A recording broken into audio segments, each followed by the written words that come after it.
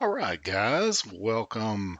And I just wanted to give you a quick tutorial here on what you can do with this gizmo.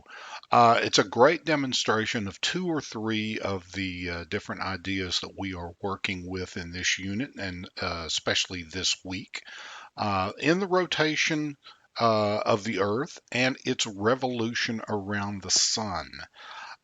So you a couple of different things you can play with here in this one. Number one, it it starts with the Earth's axis at 23.5 degrees. That is the tilt here of the axis. And of course, that is the tilt of the axis. So I'm probably not going to mess with that too much. I do want to show you though that here on this latitude setting, you can change the location of this red dot. So it's kind of a funny coincidence, but this 33 degrees is just about the latitude of Denison, Texas, where I live. Now, you might want to check and see what the latitude of your location is. That's the location north or south of the equator. You can see down here, this is approximately 33 degrees, about a third of the way toward the North Pole. But you can change that. You can change that. You can make, you'll see the little red dot changing as I change. You'll see the location of this. I can put it right on the equator, right? Or I can move it further up closer to the North Pole if I want to. But for this little demonstration here, I'm going to leave it right here at about 33, 34 degrees, which is about where Denison is. Now, you can also change the speed of the simulation. You'll see why this is helpful as we are looking at over the course of a year, January all the way through December, what we're going to be seeing as this rotates around. Revolves around the sun. And you'll notice that this view up here is showing it from above the Earth, right? And you can see the equator over here slightly, and you can see the North Pole here. So let's just see what it does here on the slowest speed. And it's showing just this clock going. It's still on January the 1st. So this is the first rotation of the Earth over its entire 360 to 65 degree revolution around the sun. Okay? Now, let's pause it for a second. Let's look at some of these other tabs. This 2D view is going to be helpful if we want to see what does the sun look like and the moon look like either facing south or facing north as the day progresses. So let me start it back up again and we'll take a look at this view.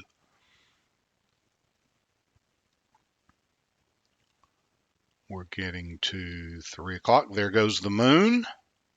And here comes the sun. And you'll see it stays fairly low in the sky when we're facing south. It doesn't go very high in the sky. Let's look at one more. Now, this is the way that we can see the solar intensity. This graph is helpful in terms of looking at the data. I'm a little more interested, though, than the graph in the shadows. This is kind of helpful because it shows you what the shadows are going to be like as the sun comes up and goes back down. So it's nighttime, 12 a.m. The sun will be coming up soon. And here it is.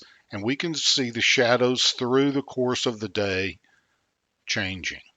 I'm going to show you that one more time.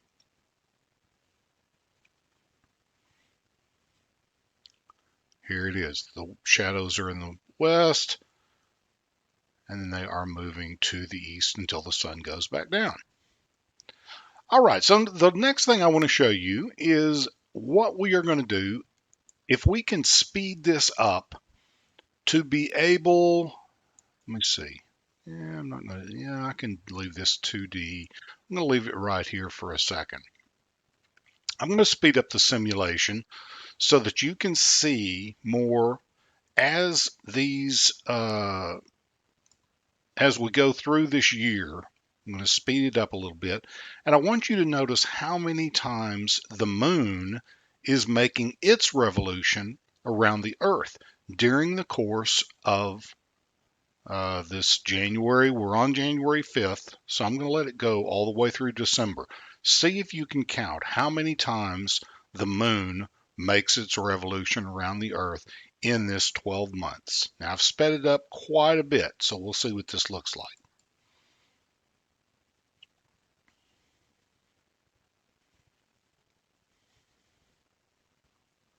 And you can switch to other tabs. You can see this 2D view of the sun and the moon. Obviously, that's kind of funny to watch sun and moon, sun going up, sun going down, sun going up, sun going down. But this view will help you to see how the angle of the sun changes as it goes across the sky. It's getting higher and higher in the sky as we move towards summer. Let me go back to this view. Now you can see where the Earth is up here in its trip around the sun. We're about a quarter of the way because we're in March, April. And if we were to count how many times the moon was revolving around the Earth during this revolution, how many times do you think it would be making that trip around the Earth? You can probably guess. If we are making one revolution around the Earth in 1 month, we know that's approximately how long it takes, 28 days or so. We should be getting one revolution just about every month as the Earth is making its trip around. Now I'm going to stop it here just for a second because I want to show you something when we get to June. And here we are. Now let's look at the northern hemisphere. Is the northern hemisphere leaning toward the sun here in June, or is it leaning away from the sun? That might tell us something about our seasons. I'm going to speed this up more through the second half of the year so that you can see what's going on.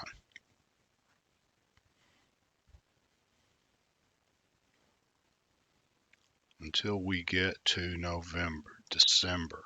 Now let's look at the northern hemisphere.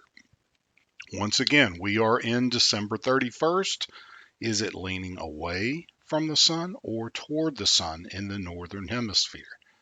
What is the southern hemisphere doing? So you can see that this is a very good way for us to look at not only the path that the sun is going to take, what does it look like either facing north or facing south, but also what do the seasons look like and what is this tilt of the earth as the 12 months of the year go by. So check this gizmo out. It's a lot of fun and great practice for trying to understand what this is.